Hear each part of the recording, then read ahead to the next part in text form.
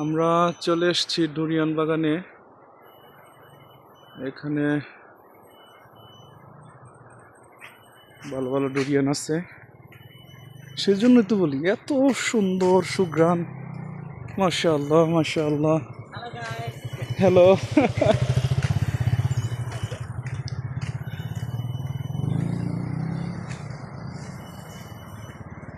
মাশাআল্লাহ মাশাআল্লাহ মাশাআল্লাহ।